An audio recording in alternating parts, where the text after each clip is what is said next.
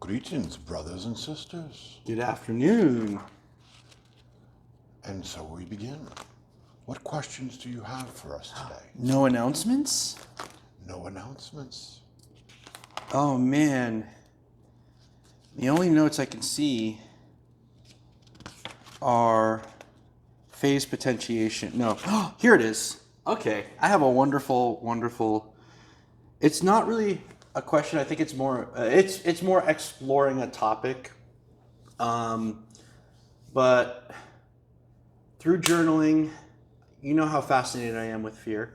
Through journaling, and then I've been listening to Krishnamurti again, and I'm finally understanding stuff that he speaks about with regards to time. And then you've discussed time, and everyone and their mother has discussed about time as a tool or a product of thought. And I was writing on it. I guess I'll write something here, or I'll read something here, because I started tying time with thoughts and fear and almost equating the three as one thing. And I'm not saying I'm right, but I'd like to explore this thread tying fear, thought, and time. So fear comes from thought. Now I'm not talking about fear like, oh shit, crap, this tree is falling on me, or someone's about to kill me, or I'm running away from a forest fire or anything like that. That would be the biologic survival fear. Like it has nothing to do with thought. It's in the moment, instant, immediate action. I'm talking more about the fear, like the psychological fears we create, that we project into the future. What if? Is my image okay? Etc. etc. So I wrote, fear comes from thought. Fear also prompts or perhaps creates thought. Time is also thought, and thought moves through time. So the time and thought, they're together. Like there is no time without thought, and you can't really have thoughts without time. So time, fear, and thought all happening together. Are they the same thing? And here's just quick examples. Fear of social image, career, money, all based on the future. On time, it's never present. And they're all thought-based, like what will others perceive of me? I project pain I perceive from others, whether it's loneliness, sadness, despair, and I hold on to them instead of letting them through. There's body image insecurities. There's the laundry list of things to read, to study, to clean, to do. Anxiety around money, which is based off of, will I have enough in the future, based on time. So I want to revisit the topic of fear, but is there a tie with time and thought? A very deep insight you had. We would say the second version you read is the more correct one. Read it again to make sure that you are on target as well as those listening. Fear comes from thought. Fear also prompts or perhaps creates thought. Time is also thought, and thought moves through time. Time, fear, and thought all happening together. Are they the same thing? And so the distinction between the two examples, that thought creates fear, according to the lessons, you would know that not to be true. Good to explore, good to question, but what is the purpose of thought? To give construct to an experience. So therefore, logically, something is already in movement. And if so it's in thought cannot create fear. Thought is a reactionary agent. What is it reacting to is the question. And the natural conclusion will come to that it can't create fear, but it certainly can accessorize it. Does that make sense?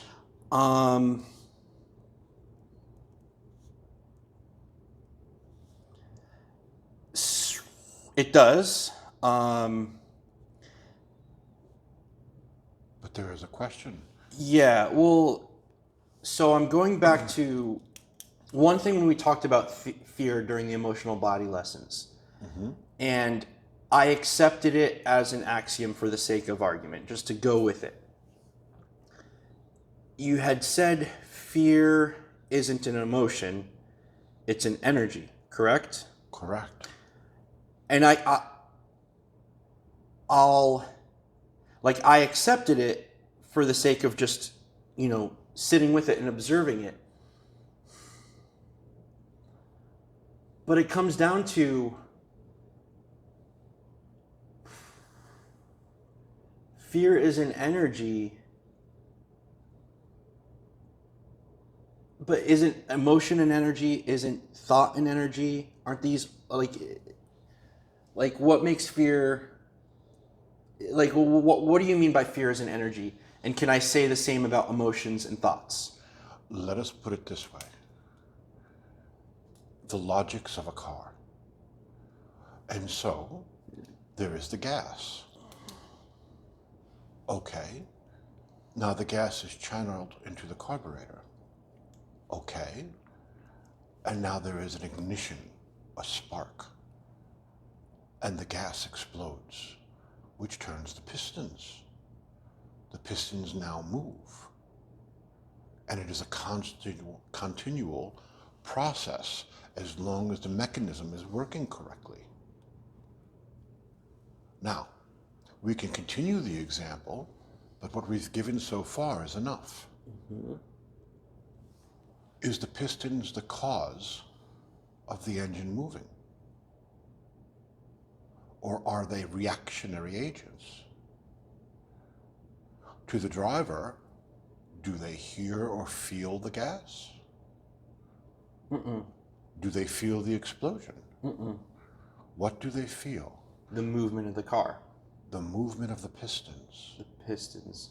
Because that's the evidence that the engine is working. Okay.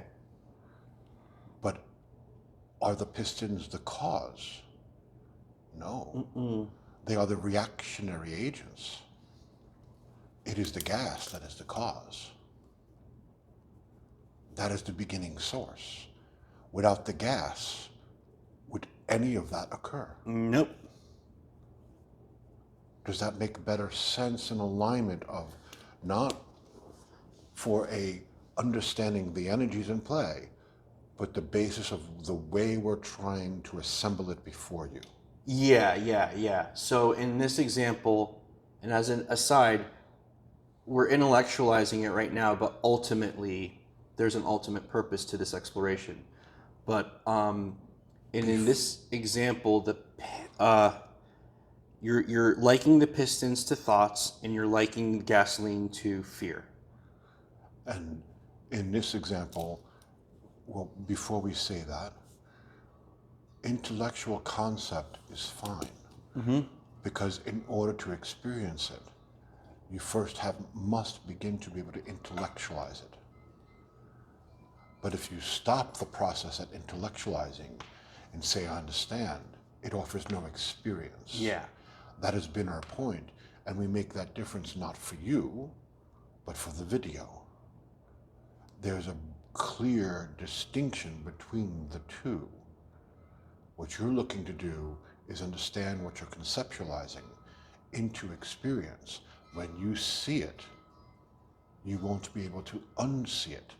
You'll see the nature of reality, the nature of spontaneity, of creation. And you'll also understand, take your eyes off the piston and start looking at the gas. Because if you don't want it to do that, stop the gas and go into the stillness.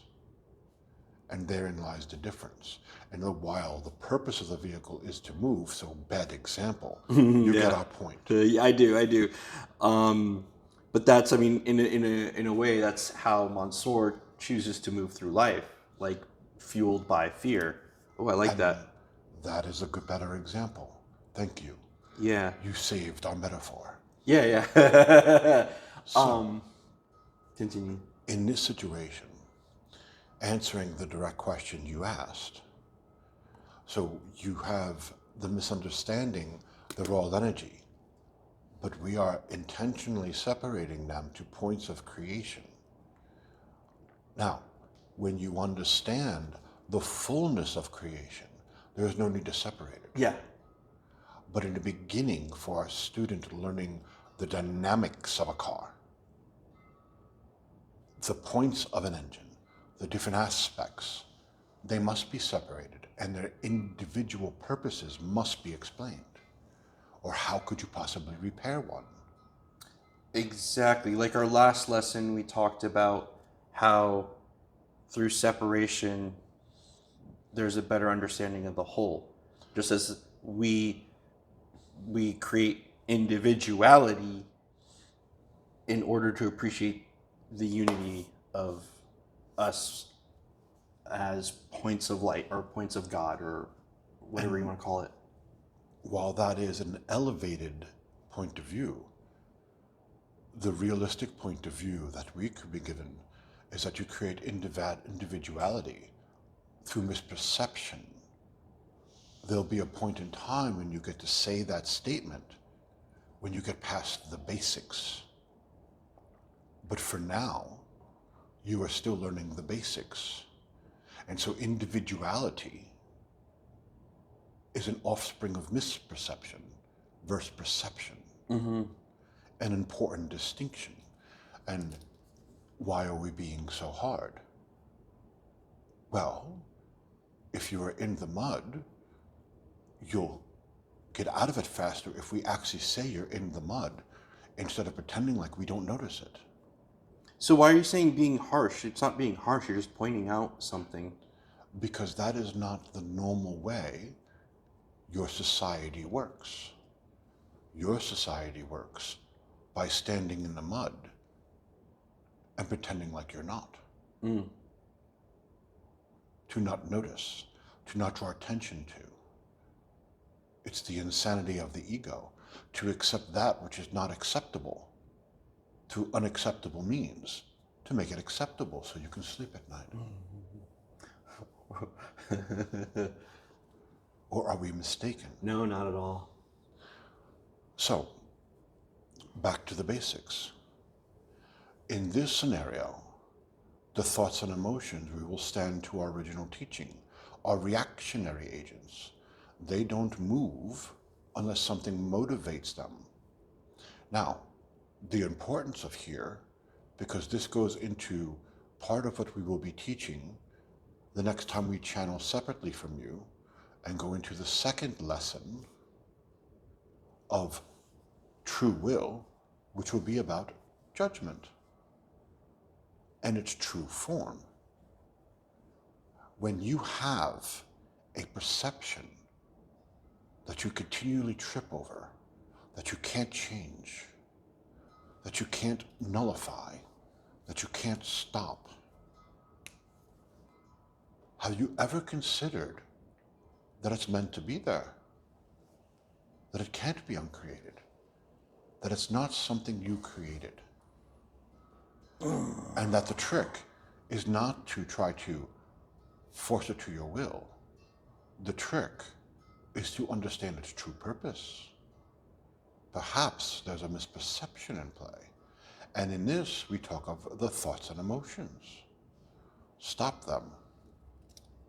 Nullify them. Calm them. Direct them. Who is directing it? And by what authority? By what understanding? Do you see our point? Yeah, yes. It goes back to the who's throwing the stone analogy. And if they continually are there, no matter what you do, then perhaps they're meant to be there. Perhaps they're supposed to be there. This is one of the probably disowned selves, if you want to call it that. It's part of the mechanisms of being physical. It's part of the mind. We've discussed, when we discussed the emotional body, that there's no point that you can go to the brain to say this is where emotions come from, did we not? You did. So therefore, we more than alluded to the fact that emotions are not in the brain. But they may, from like the I can talk, right? From the scans and everything that are in published papers, what they're picking up is the result of emotional reactions. Correct. Because we were about to go into the same subject with thoughts. They can't point to the brain and say where thoughts originate from. Mm-hmm. But they can say where data is stored. The brain is a storage device. Recall, learn, store, file, archive, and the lizard brain.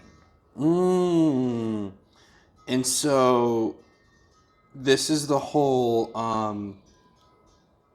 in I guess Western esoteric tradition, and I'm pretty sure other esoteric traditions, but the subtler planes influencing, or even magic, the subtler influencing the denser, where it's thoughts, emotions, etheric, into physical. And what you're saying is we have fuzzy thoughts, fuzzy but less fuzzy emotions, and it gets stored in the physical. It gets stored as memory, which is not the same as thought, nor is it the same as emotion. And yet, if you hook up a brain to one of your scanners, you could see where the energy is influencing which part of the brain. But that is not the cause. Mm-hmm. That is the influence. So literally we are saying the auric field, you could see its manifestations on the body in the brain. My man, I had that thought today at the coffee shop. I was like, where did this assumption that consciousness, thoughts, and emotions come out of the brain? Where did that assumption come from? Is it not equally valid that it goes the other way around, that thoughts, emotions, consciousness creates the brain, or is it a two-way street where they feed each other? It is a connection and a two-way street. Understand, when an energy comes through the body adapts to that energy and to its needs. And so, fish learn to walk on land. Fish learn to breathe on land.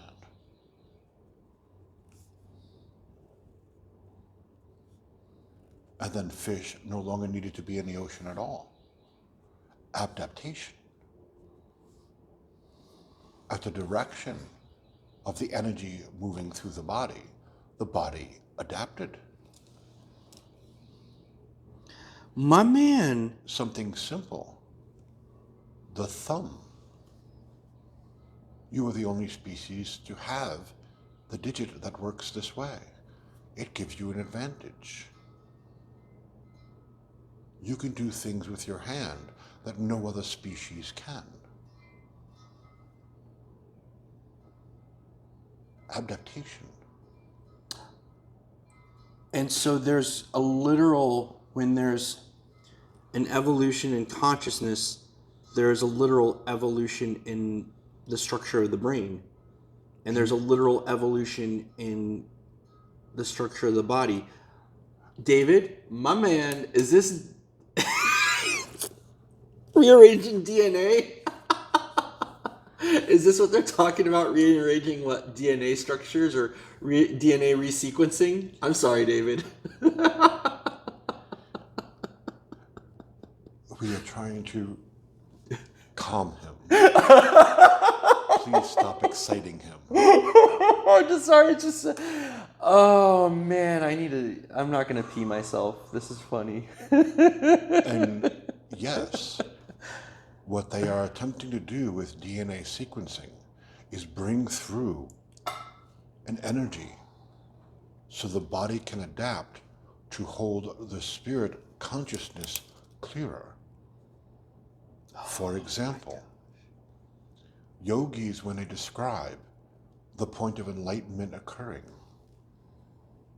is that the left side of the brain and the right side of the brain join. There's no more the wall. The two become one, firing as one, versus two separate. The subconscious becomes conscious. Yeah. So this is the evolution of a new species. And the pineal gland is in the middle.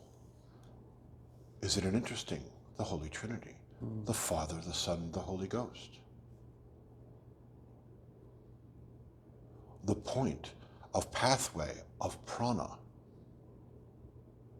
racing up the spine, the serpent on a staff, coiling around the spine, one hot, one cold. And its fire reaches to the pineal gland, which then joins the two parts of the mind into one. The separation has been healed and is at one. Just like the double helix of the DN mother effing A. This is beautiful. This is DNA resequencing. Because if you looked at the brain scan of someone that has been through the process, you would see something quite enlightening. Mm-hmm. Something quite that you think is impossible. Now, back to the DNA sequencing, what they are attempting to do is to bring through the energies to cause and aid the transformation. In Buddhism, they would call it receiving grace waves. When our son said he was going through the transformation in South Dakota, he said he would get done reading the book Tibetan Yoga Secret Doctrines, and on his lunch break would sit back and would be neither here nor there, receiving energies of a very high vibration that was changing things. Yes? Mm-hmm. What do you think he was talking about? Literal mutation. Literal mutation. An evolution of the body to hold the energy within, not by accident, by right of consciousness. There is a difference. The body is capable, but to do so without the consciousness to maintain it would kill it. Which is why some yogis describe the process as going mad, where they thought they were going to die. They're not being dramatic.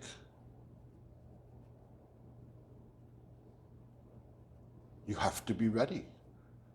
And having it happen, the prana coming up when you're not ready, unsuspected with no training, is the most amazing experience. But you think you're going to die because you don't understand it. Diary of a Yogi clearly explains that. Because that was his experience. And he had to suffer through it because there was no guidance. There was no one leading. There was no one that had prepared him. But what he was going through, in vague terms, modernized terms, is DNA sequencing. However, the principles in which they use it is a bit incorrect.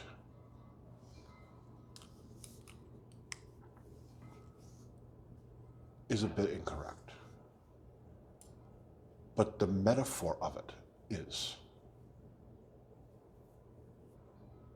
Because again, repetitive patterns. If you look into, say, what's called sacred teachings, you'll see similar things described with different words, but end up with the same result. There's a pattern there. Is the particular pattern of interest or the pattern itself? So, but back to point. So the thoughts and emotions are reactionary. We said that thoughts can only deal with time.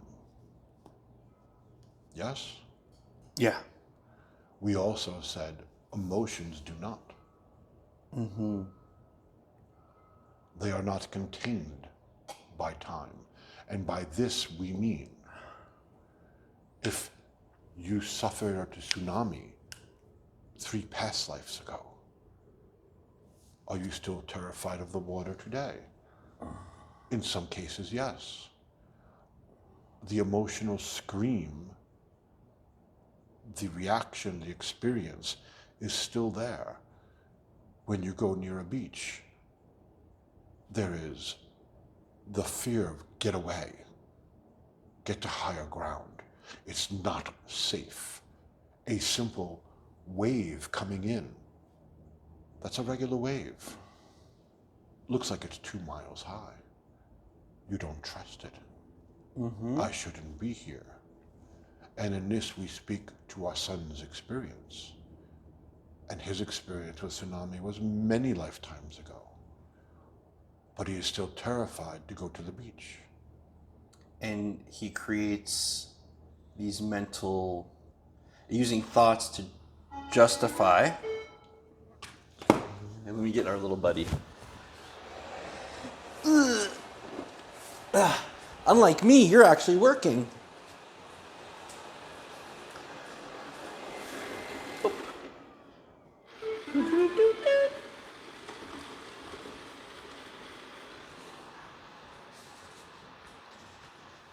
But in here, you have emotions without time, and this experience, like, why am I freaked out? And the thoughts come and try to fill in the gaps with justifications, et cetera, et cetera. Maybe the fascination of watching these videos to kind of bolster and justify the emotional reaction to a wave. And I love that he watches disaster videos. It entertains me to no end. But but I'm curious. I'm curious because I actually do want to talk about time at some point to tie it all together. But I'm curious that if people that have phobias, like my friend sister, just for the longest time had this irrational fear of earthworms. Went to therapy and all that, and still to this day she's a grown-ass adult. I think she's better about it, but just this like terrified of earthworms. But here thoughts try to create construct to justify the emotions. Correct. It's okay. I'm just speaking freely to kind of connect the dots here for myself. It gives it a physical experience. And it is the intellect that attempts to justify it. Another part of the process. And so, a fear of earthworms. And the thoughts begin about earthworms. And the intellect says, pull from file. And if it has to make it up, it makes it up. Oh, I can't step on the grass, there's earthworms. Oh, they're going to crawl out of the plants. All unreasonable, all unrealistic. But when you're caught in the experience of the fear, the silent scream. The silent scream. You're trapped in that moment. Which moment? Which moment are you trapped in? It's still in the now. But where is the experience pulled from? And that is the justification of the now. Yeah.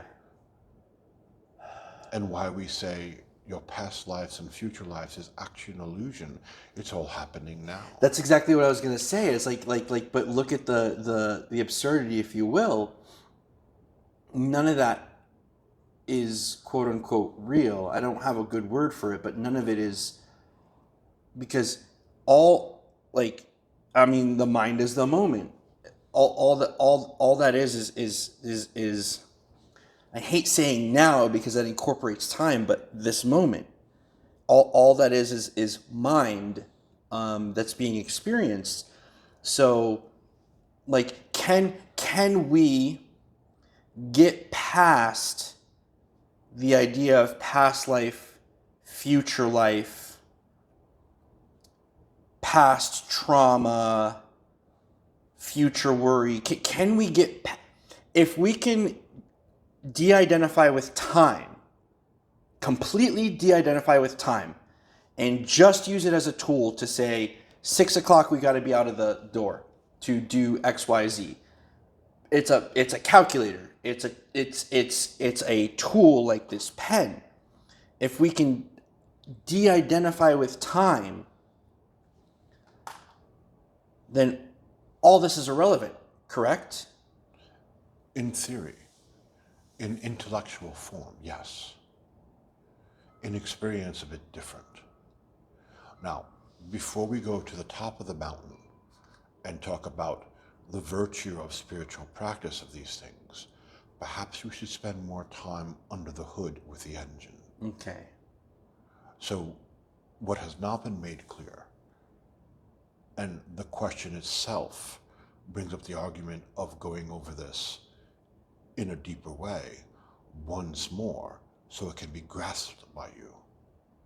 Because until you have the aha,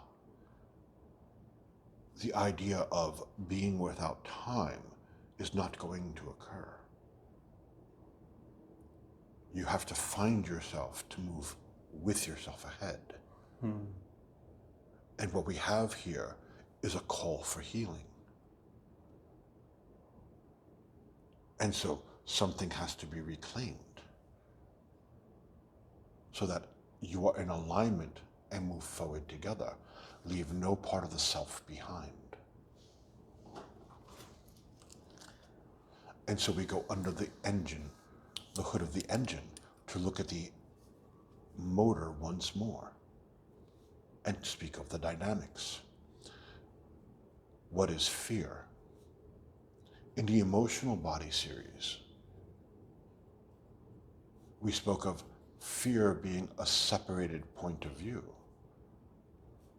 a place of separation.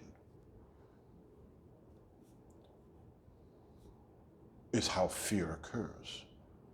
Something happens in life, and there is that moment of separation because you are not connected when you experience it. And so what you perceive is a separated perception, which then creates fear, because I can be hurt. I can lose. I am threatened. Who is the first to respond to that voice?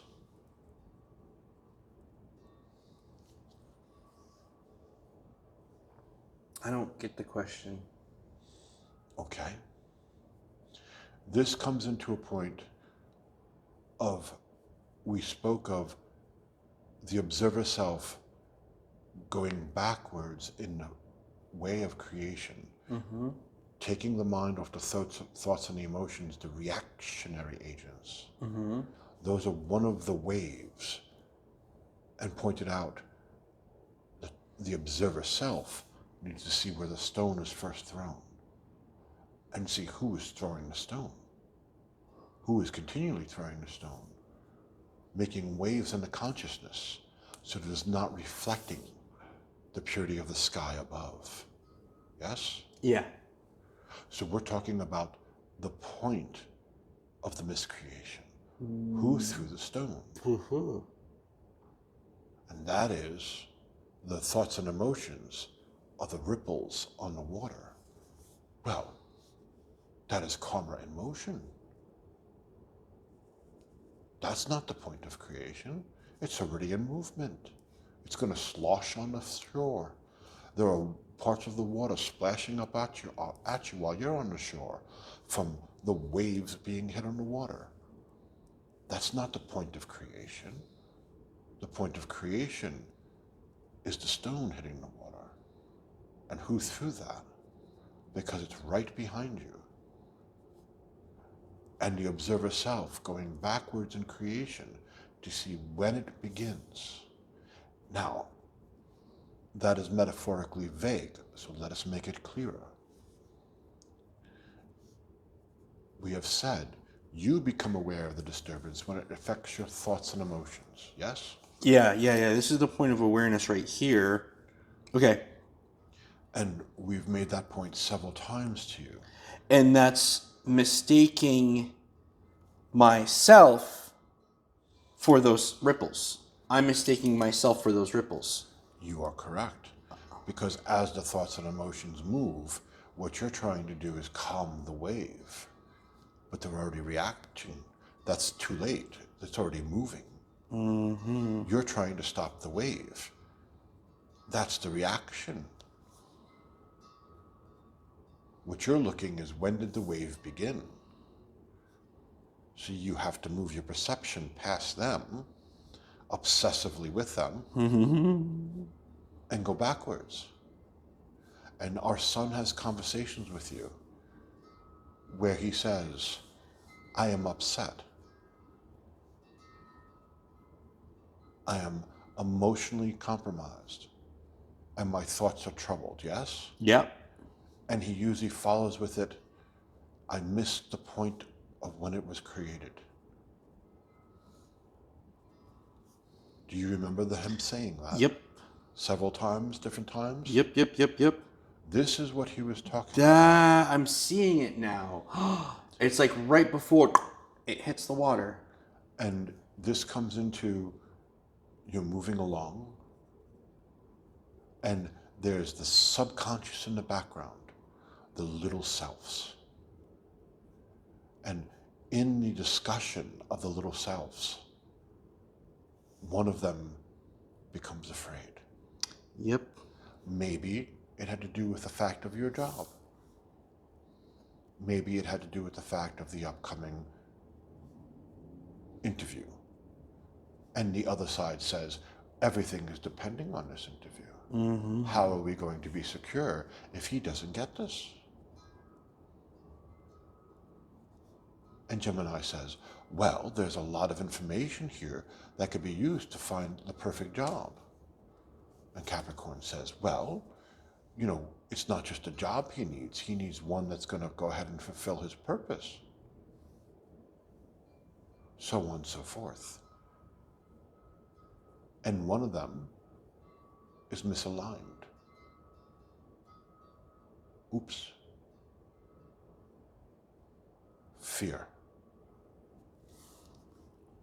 Fear. I am threatened. I do not feel, I do not know that I'm going to be okay. It's very basic. Mm-hmm. Maybe it's because you watched your parents run out of money and what happened from that. Maybe it was 3 lifetimes ago when you were let go and starved. And so jobs are very important. Don't speak to me on higher will. I'm not interested in what the higher self has to say. I will not starve again. The job comes first. F-bomb your higher path. Do you see it? Mm-hmm. What's that one or multiple, but what's the aspect that has been neglected, whose story hasn't been listened to and unfolded? Why else is it throwing the stones? Hey, listen.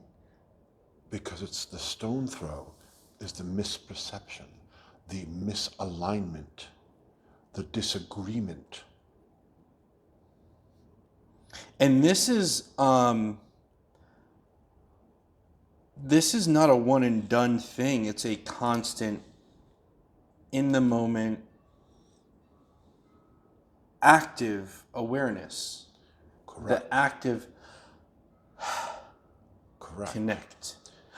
And And I'm not connecting. Monsour isn't connecting to something outside himself. It's an actual connection with self, being all angles of self, which we are calling the little selves. But it's self. It is Not completely self. separating to conscious contact for something far above. And This is why we say, what are you looking for contact with far above? What is it you think aliens are going to teach you about yourself that you don't already know? I'm going to piggyback off this. And this ties back to, again, why is it so important? The breath. Inspire, expire, inspire. The breath brings Monsour back to this body, this physical body. And were we not just talking about that the body mutates in order to contain a different quality of consciousness? And Just the consciousness. just the consciousness. So when you just said that, to contain consciousness, the consciousness, are we saying that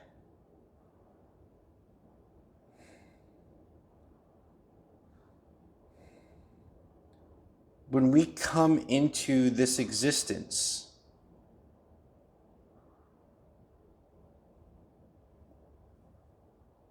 we are not fully conscious because the body hasn't mutated to receive consciousness?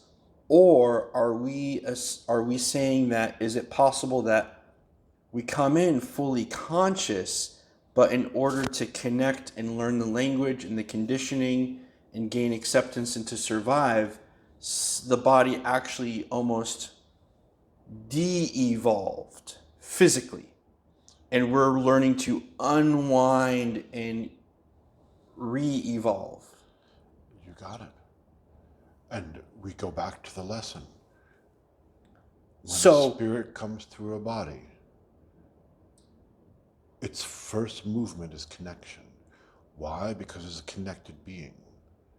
And there is mommy and daddy. Does that being have to raise its vibration or lower its vibration to connect?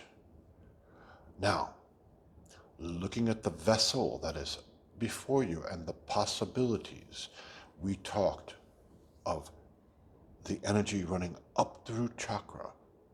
We talked about the energy centers to the left and right, the snakes twined around the spine, the hot and the cold, reaching to the point of the pineal gland. So, for a baby,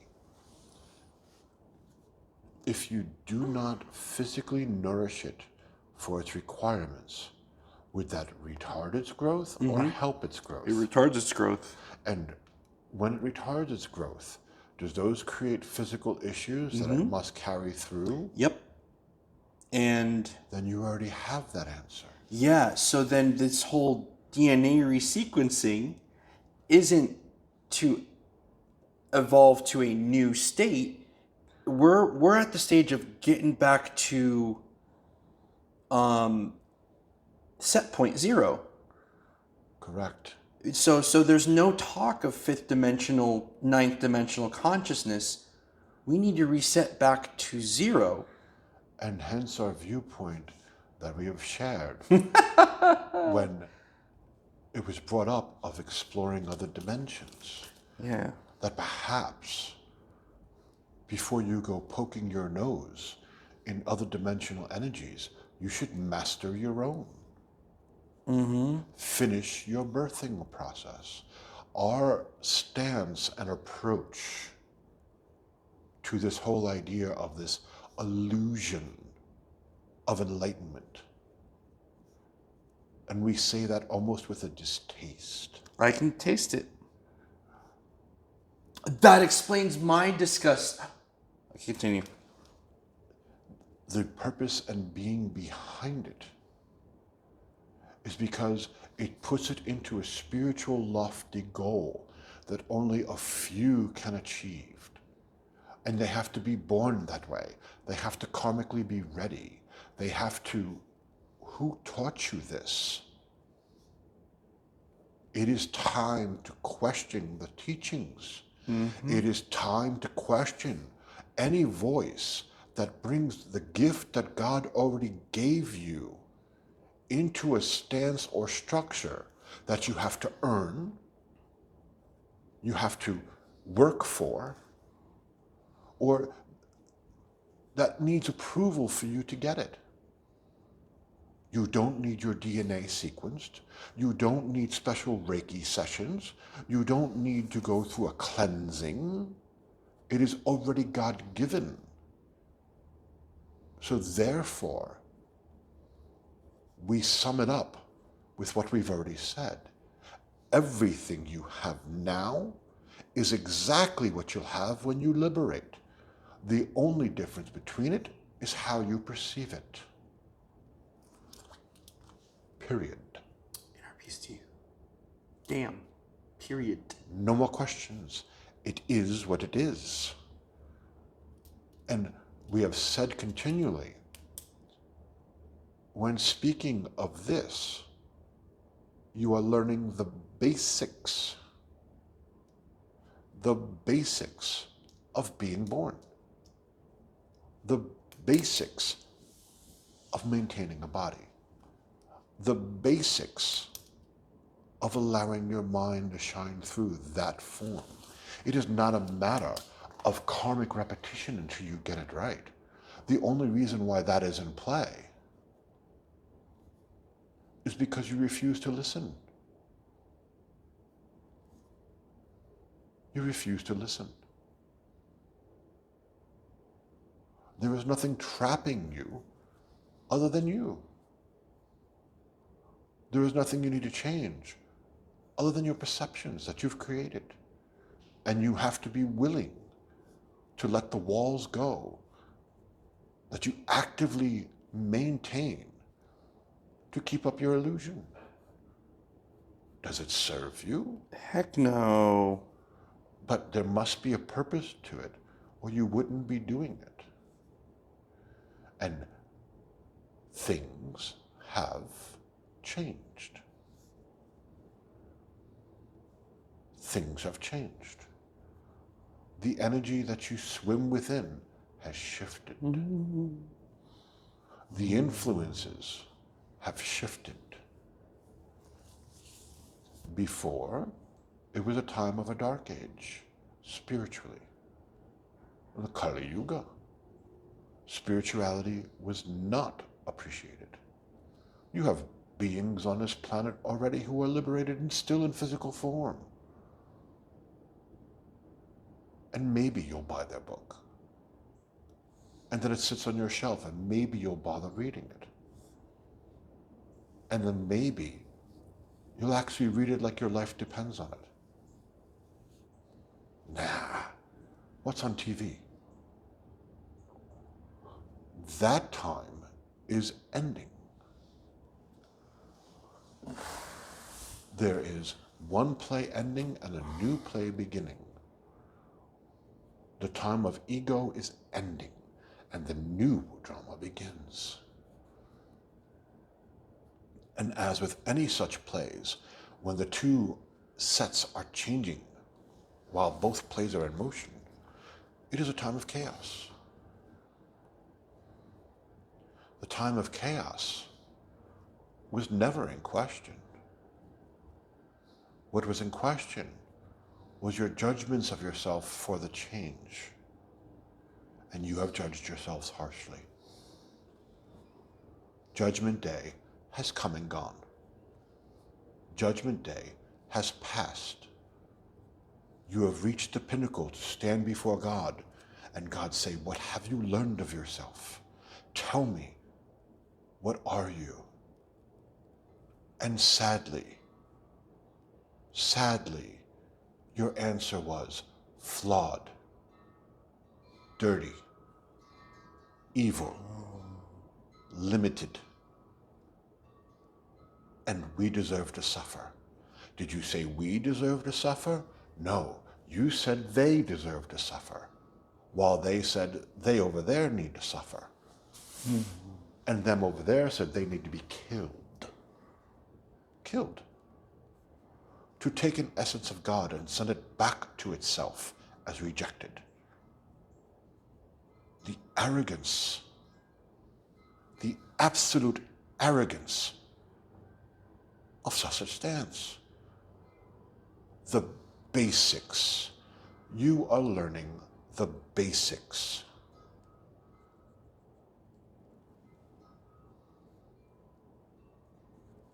Does that make better sense? Heck yeah, my man. It actually also really simplifies life so much. It does. It's simple. Can I give an anecdote? Of course. It's a little bit of an aside, but at the shop, it's so funny. Now it's funny. At the shop, when I work with one of the card readers, I did a chart interpretation for her, and she's been wanting to do a reading for me, and always something comes up that it doesn't work out. Like, last weekend, like, oh, she'll be in, and I was gonna take that Saturday off, and she'll be the only one there, and I said, no, let me work it, and okay, I'll have her sit down with me and do a spread. But I'm like, but I don't know what to ask. I really have nothing to ask. And then the one time I wanted to ask her something, as soon as she sat down, within 1 minute after she explained it, a client came in urgently needing help, and I went and did her interpretation, and it kind of answered my question. But really, to be honest, what I've been wanting to ask her is this whole idea of getting caught in the cycle of just the list goes on of like stuff to do and people to see and blah, blah, blah, and like stuff to study and learn. And even as I parse it down and specialize more and more in my career and my hobbies, and even in my quote unquote spiritual practice, which is everything, which is like everything is spiritual, if you want to call that. It's a weird word. It's a very weird word. Oof. But even the topic of the craft I'm studying in astrology, I'm getting very, very specific. I'm not studying everything astrological. I'm not studying everything strength and conditioning wise. But there's this sense of like, it never ends. It never ends because I just, what if I miss this? What if I miss that? Anyways, every time I want to sit down to talk to her about that, like, what's this overwhelming feeling? I feel overwhelmed, like there's so much to do in order to get to where I want to. Stuff happens and we don't have the reading at all. And I'm like, I'm not supposed to have anyone tell me. It's supposed to come up. Bingo, bango, bongo, boom, it hits right now in this conversation that we have. And this whole idea of time, thought, and fear, because for me, like why this resonates with me is my experience is whenever I go into that psychological fear, it's always tied with time. It's always tied with a deadline, with a checklist, with a what if I run out, or what if this, it's always time bound. Mm-hmm. And just in this conversation, I can't put it into words. It's almost like it just all dissolved right now. And if I were to fall back into that fear, it's because I'm not actively choosing presence. Correct. Right now, this moment, it all just dissolved and I can't unsee it. It's like, whoa, this is fucking ridiculous. I'm looking at my bookshelf and it's just getting thinner and thinner and thinner. And I'm like, but why do I feel overwhelmed? It doesn't matter. It's right here. It just dissolved right now. If I fall back into that fear, it's because I'm actively choosing not to be present. And why is that? Go ahead. Boom. And the trick is the call to healing. Everyone focuses on the point of being present, and that is right as rain. That is the focus. It is not. It is not. It is the sign that you are working your path. But the point of the path is the moment that the mind becomes disturbed. And there is the Buddhist expression that being conscious and being present protects the mind as closely as the eyelid protects the eye. You don't need to see something coming at you to sense to close it to protect the eye. It's instinctual. You're always on watch. Why? Because you're always present. And the mind becomes disturbed. At first, you'll notice it in the thoughts and emotions. That is the point that it catches your attention. And so you get, instead of I sense a disturbance in the force and getting so caught up in it, something happened. What's that itch? You just sense a disturbance within your mind. And how do you know? You're no longer present. You're within time. And the calculations have begun. But now, through experience of treating it in that moment, wait. To quote you, in understanding of intention of what you are trying to say, I can't fix this. Not from this place within the mind. That is the key. That is what is important. Not the statement, I can't fix this, because that says I have no accountability, no responsibility. Yeah. And that was our objection to the statement when you said it, continually. That's not entirely true, Monsour. We called you Monsour. But Monsour can connect his mind. Thank you. Our son's statement now at the beginning of every channeling, no more lies, no more illusion, we are one. He's not speaking of us.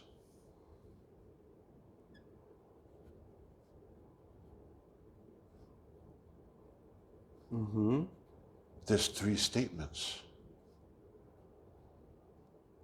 No more lies, subconscious. No more illusions, intellect, ego. We are one, higher self. It's the statement, the hypnotic suggestion that he has created for all of the selves, the aspects of the mind, that when it is said, it is time to serve. To present a vehicle that we can do so much more with when we come through. Because it is in an alignment. It is a statement of self, not we are one with spirit. We are one as spirit. A subtle but major difference. And so, we will pause. Our son's legs gets cramped. He needs to get up and walk around. Do we want to end it, like just final statements and end it, and we can pick this up Friday? There's more to discuss. Okay, perfect. So we will pause.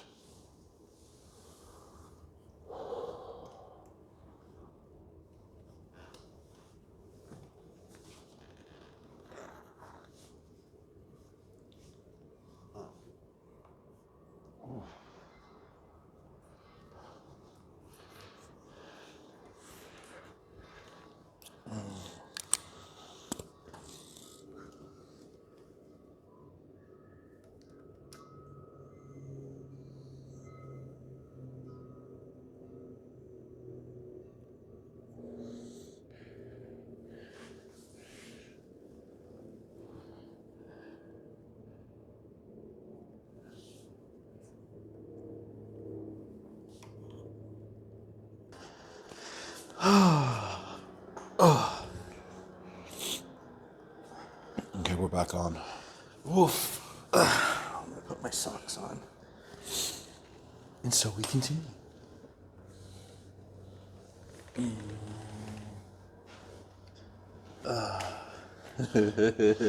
He just told me I'm not going to have him say this on video because it's be like, okay, that's rude. But he said, had a conversation with me in the bathroom saying, you know, you speak of all these bottoms that should be doing all the stretching and yoga poses so that it's easier for their legs to fall back if they call themselves a bottom. Perhaps you should be walking your talk when it comes to sitting in your yoga pose. I love him so much. I love him so much. I do. If you want to join me in the mornings, I fucking stretch because my booty hurts now. Oh, but weird. Well, especially with the talk about the physical body, and I think it would behoove us. Yep. Okay. You ready? With all the noise out there, yeah, I'm ready. If you're okay with. Yeah. Yeah, okay. Because we were on mics, so we're not going to wait 25 minutes for him to pass. I mean, we could just watch him for 25 minutes and enjoy it. And you can keep all this on the video. All right, baby. That's by the window, like two girls, like that soda commercial.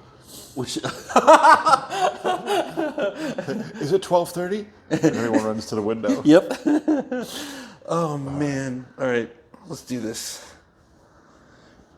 And so we continue.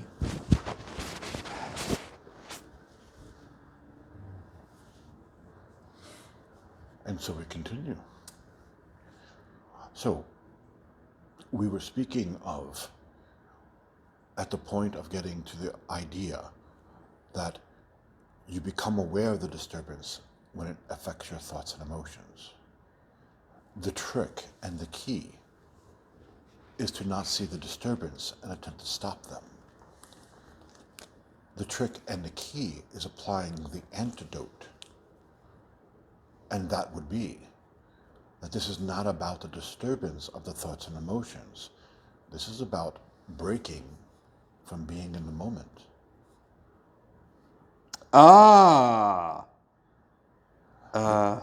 Because the moment that you go ahead and take the dance of time, which is really fear, seriously, you are trapped in a fear, are you not? Mm-hmm. Since time and fear is so directly related, you're using the time as if-then statements to then go ahead and try to come up with an outcome, one that would be favorable for you in the future, to handle what you're afraid of. And so the response is, I connect. I sit in a seat of consciousness. And the fear becomes writing on the water. And the only way for that to be successful is understanding and choosing true will, the seat of consciousness over the fear. Which do you give your attention to? Which catches your perceptions? Does the observer self get a choice? Mm-hmm. Does the observer self have free will? Who's turning the telescope? Do you see it? Yeah, may I summarize? Please. I'm going to breathe here while I write this out, even though I have it recorded. Or to fear.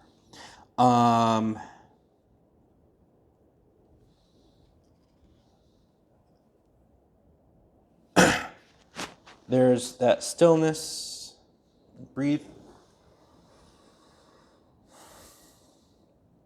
I mean, the thoughts and emotions kind of floating back here. Da-da-da. There's this stillness. Bloop, a ripple. Okay, there's a disturbance there. Observe. And instead of trying to get caught up in the thoughts and emotions. Well, this thought happened. I'm feeling this way, justified, da da da da. Giving the attention to the thoughts and emotions is giving attention to the ripples and trying to control the ripples, but that's only creating more ripples from the ripples. So when there's a disturbance, the thoughts and emotions go off.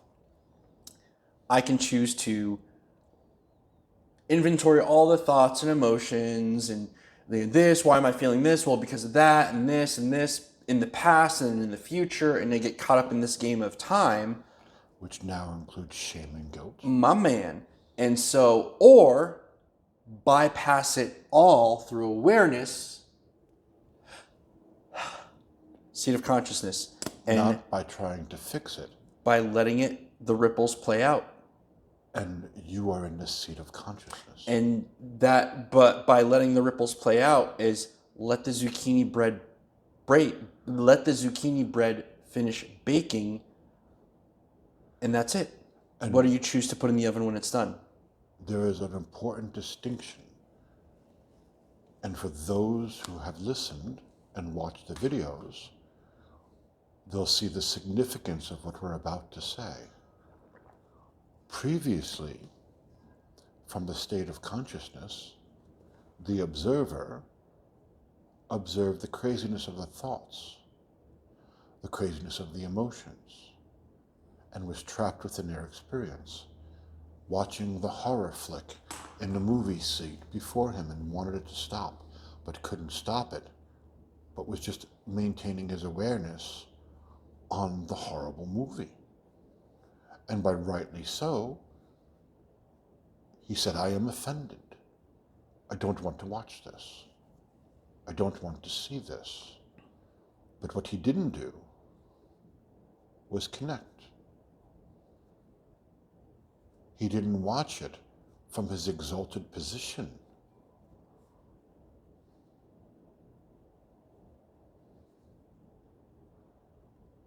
He didn't watch the waves die down.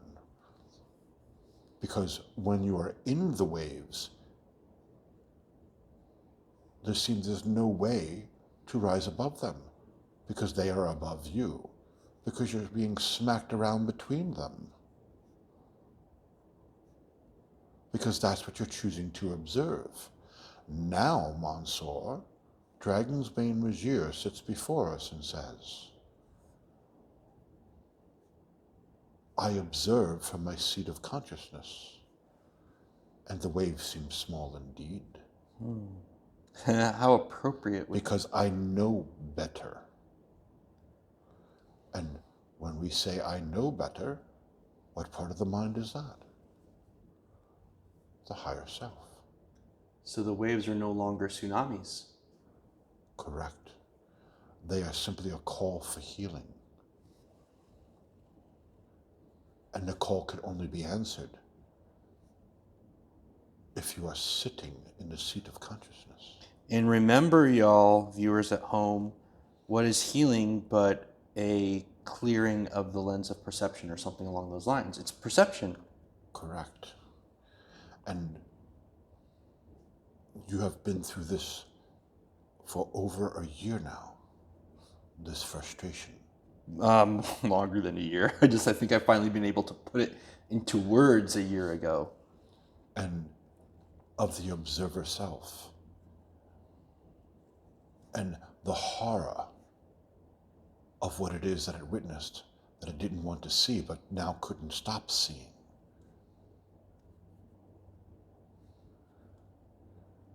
And your husband would say to you, when you went through a tirade of it, or you could have just connected, which would piss you off even more. Or if we in a meeting would suggest such a thing. How dare you invalidate my You would turmoil. argue with us. And we would roundabout say, but if the hot iron you're holding is burning you, perhaps you should put it down. Mm-hmm. And you would clutch it tighter. So now it burns your hands and your chest. And we called this time period in the beginning the dark night of the soul, but a necessary process. It's not until you see the insanity that you become willing to leap from the platform you're on and into that void, that space between the platform you leapt and the bar that's coming, to get to a new place of being. And you have traversed it. Because now you understand. Observer self is not about observing the horrors. It's about the choice it makes on how it views it. And now we continue the example. And so you become masterful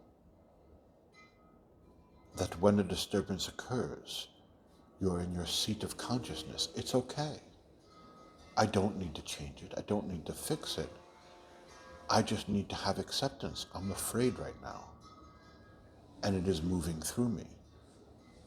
And instead of reacting to it, you learn from it. What is it that I'm afraid of? Why am I afraid? And you accept and embrace yourself in that moment so that the waves calm. It don't need to go into the future. Imagine that. It doesn't go into the future of what you have to do and how you're going to plan for it, how you're going to punish yourself for the mistakes of the past that brought you to this point and why it's your fault. None of that. It's a call for healing. I am afraid, and I am whole and complete as I am, with the fear. I don't need to fix it. I don't need to change it. I just need to hold it in acceptance is the state that you've reached. Hold it like a precious jewel. Absolutely. You're about to learn something about yourself. God is about to unfold. And this can be said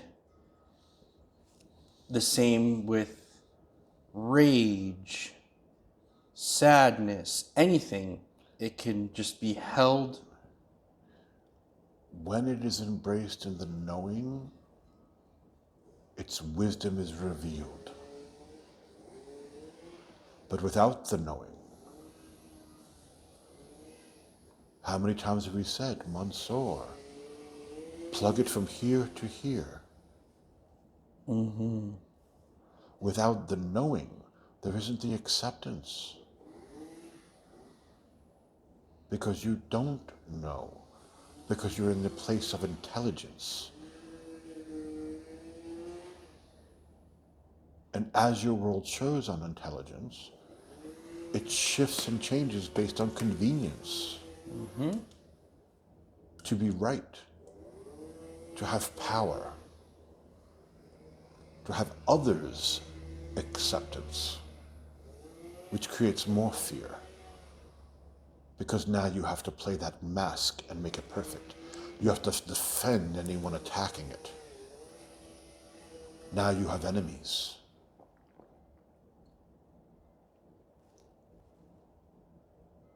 There is no peace there. Mm-mm.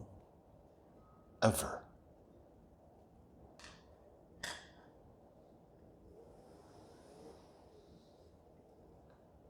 Now, with time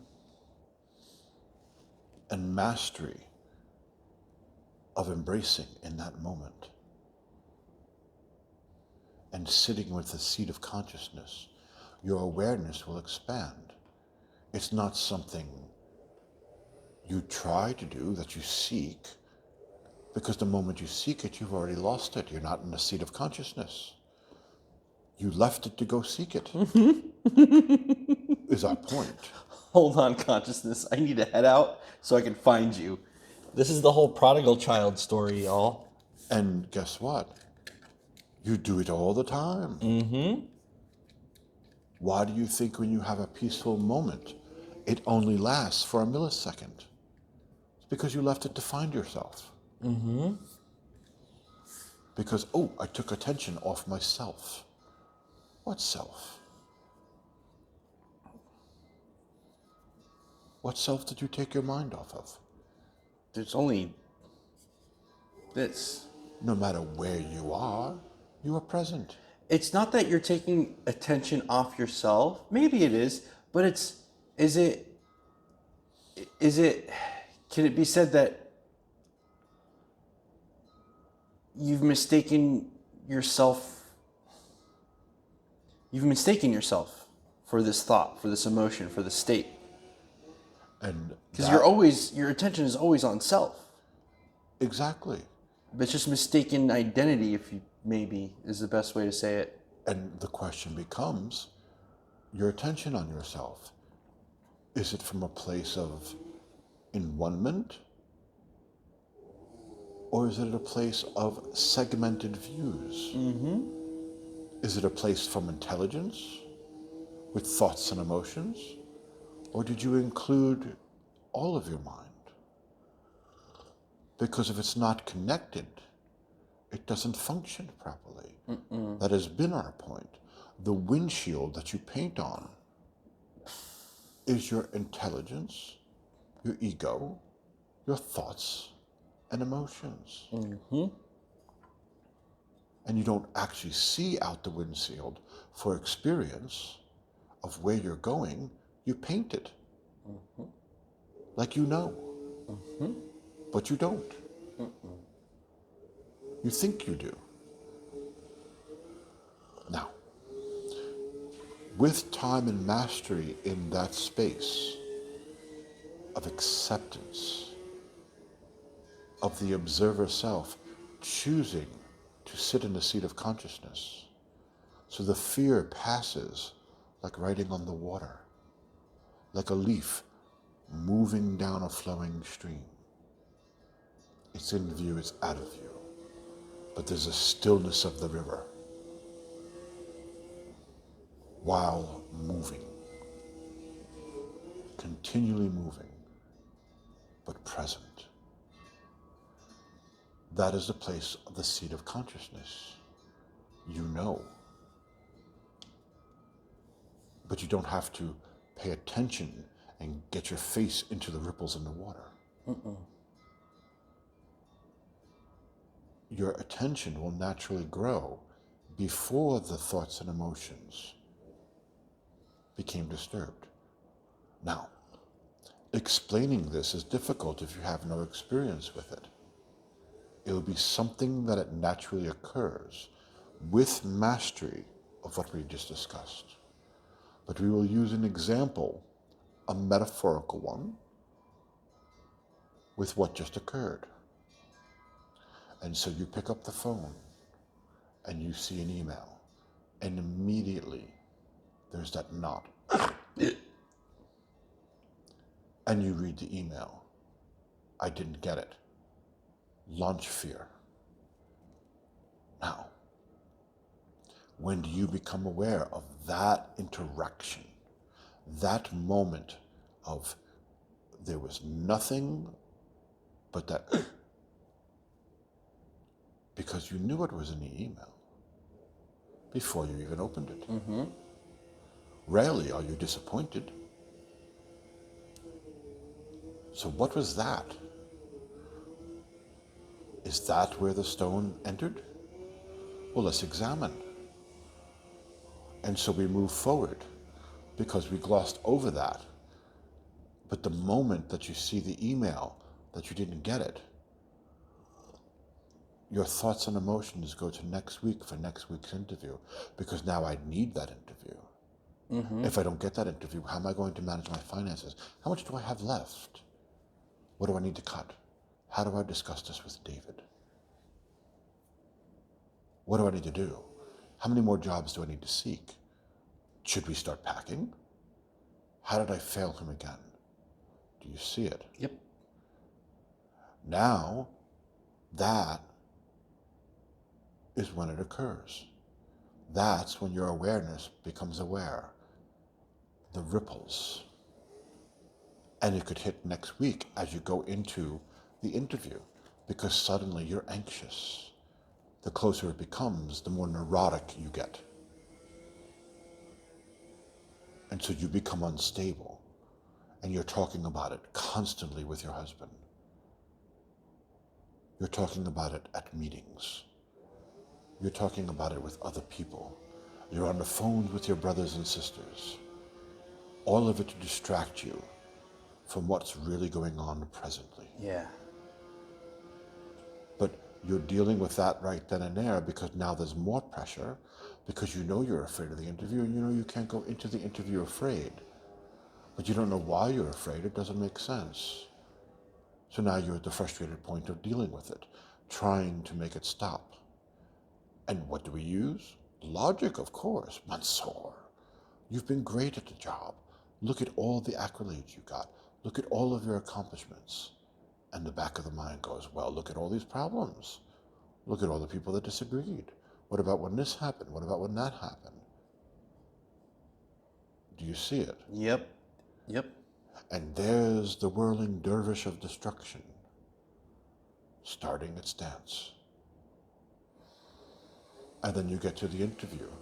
You do the interview and you're exhausted. But you're still afraid because now you're waiting for that response. So now you're trying to push for more interviews. Is that the stone throw? Or is that the ripples of reaction? Is that the thoughts and emotions creating physical constructs for you to experience what? The moment you opened your phone and saw there was an email, that was the stone throw. And eventually, mastering the moment of next week's interview and sitting in the seat of consciousness, yes, that's fear, and I'm going to be okay. I am whole and complete as I am, so on and so forth. You're still experiencing the fear, but you're not attracted to it. You're not controlled by it. You're experiencing it and letting it flow down the river because you know. Because you're connected being. Because all parts of your mind is working as one. But there's still the matter of how were the ripples created? Mm-hmm. Where did the stone get thrown into the water? And the answer is, when you picked up your phone and saw the email, that moment, that Yep. is the creation. That Did it not have, right there. And look at what you did. Where did you point? Right there in that solar plexus, it was that it held onto it, that knot. And what does that chakra represent? Power. Self. Exactly. The mask. The threat of the mask. And then that doesn't get let go. Now, But when I breathe, it has to relax. imagine growing consciously to the point that you catch the moment you pick up your phone and you're in a seat of consciousness because you're learning not to get out of it. So what would naturally happen? More would come into your awareness. Yes? Mm-hmm. And so you become aware in that moment, the not. Why? It does not matter. What life did it come from? Does not matter. What matters is addressing it in that moment. And you embrace it. And you connect. And you know. And in that energetic form, you watch the knot untie. And maybe it leads you to a past life memory. Maybe indeed it does. Because it's in pure form. It hasn't reached the thoughts and emotions. You caught the ripple at its source. Now you're dealing with the roots, not the weeds. Mm-hmm. Now you're talking about the root. Now you're getting to the good stuff. Mm-hmm. And you embrace it. Again, you're not trying to fix it. You're not trying to control it. You're not trying to even understand what life are you from. It's a silly question. It is the moment. Embrace it as it is. As it unfurls, it may reveal a past life. It may reveal something in the past. You don't know. You never do. Not the point. That experience is evidence of the embracement, of God unfolding. It's the reaction. It's not the point. It is the proof of a successful embrace. That the fear unfolds so that it can be processed. But to go after it for that purpose is pointless. It is the embrace that is the point. The unfurling is the reaction. Mm-hmm. Does that make sense? Yeah, it's so simple.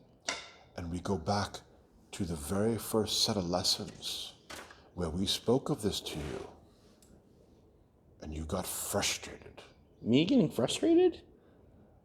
Because it didn't make sense. And we stuck to our truth. That the point of the pain doesn't matter. You'll get to a place of mastery. That it's the embrace that's important.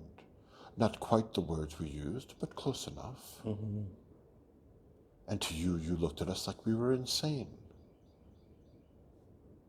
How do I figure that out? How do I know what the pain is? How do I allow that to unfold?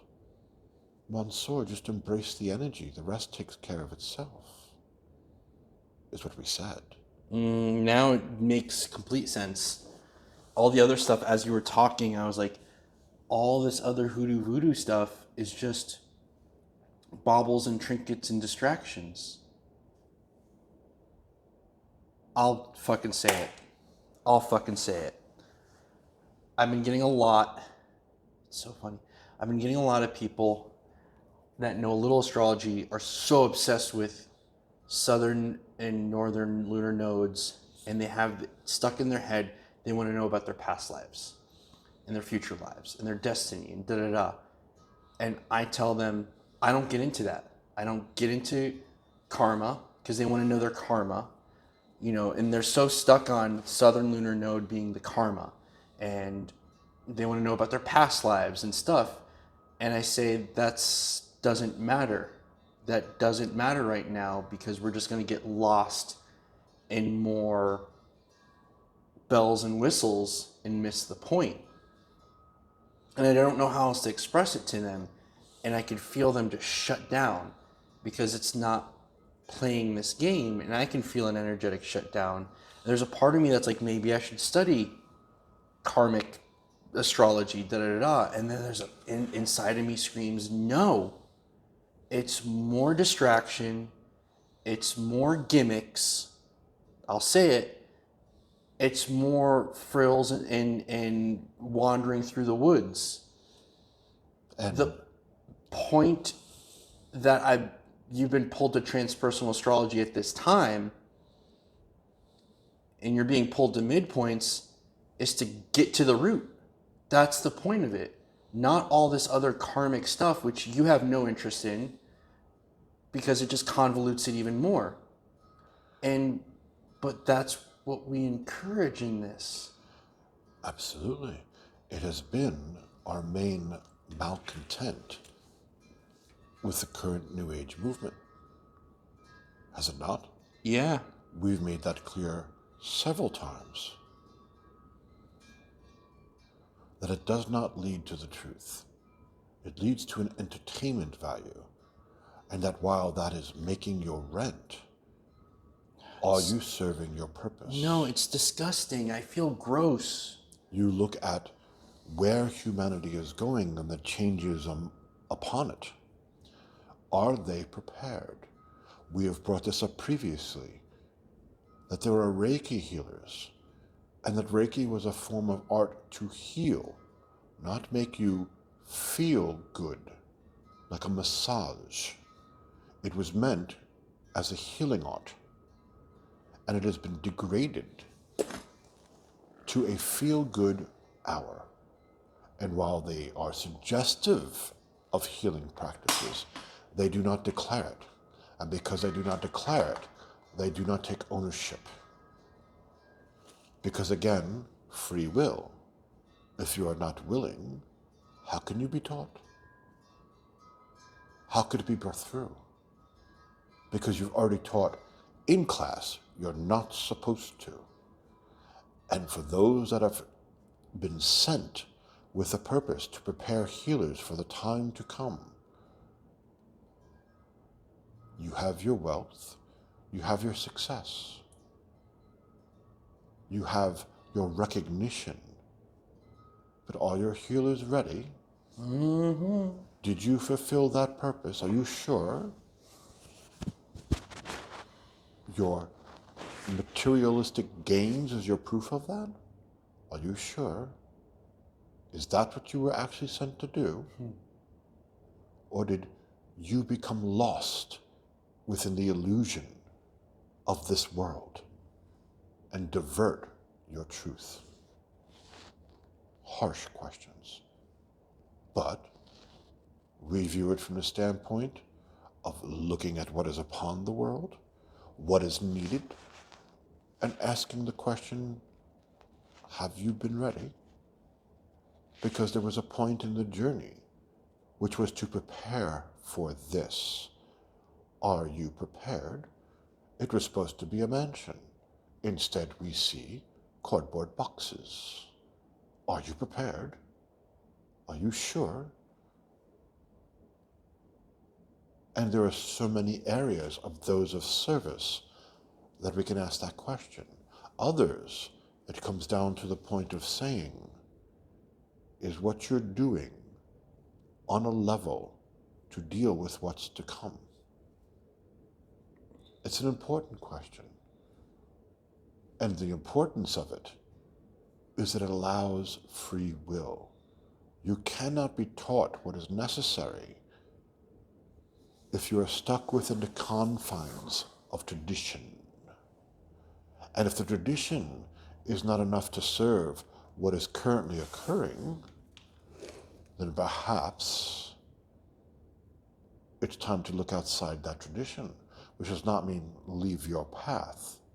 We are speaking of leave your preset limitations of what the path is and open yourself up to the possibility of, can it be more?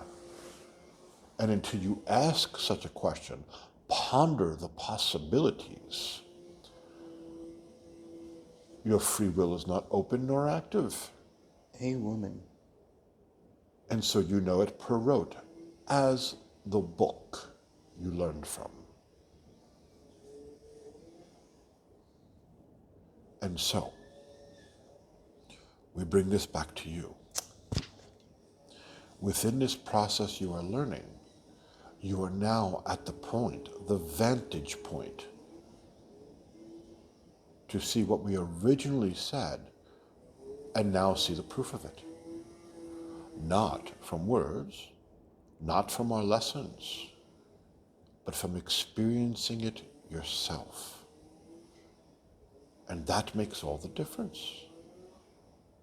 Does it not? Mm-hmm. It does. And so, now we go back to the higher question you had, where you were leading up the mountain, now that we've spent time in the valley of understanding the mechanics of fear. Is it possible to live without time? Is it possible to not have the issues of past lives? Are they important?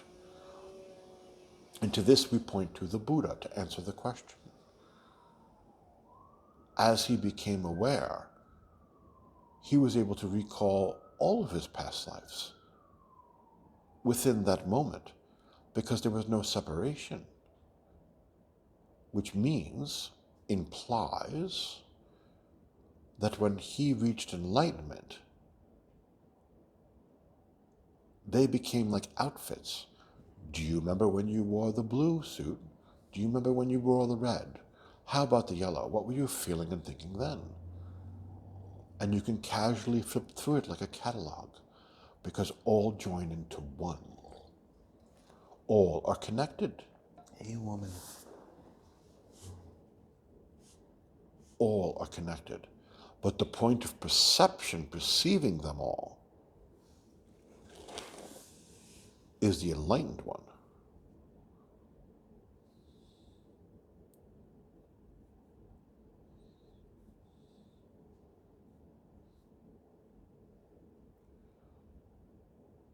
And now we get ready to close the meeting. And we want to leave a message at the end. Thank you so much for everything. The message is to our son and to you, because this is about service. He had asked the question, am I being graded? Am I missing opportunities?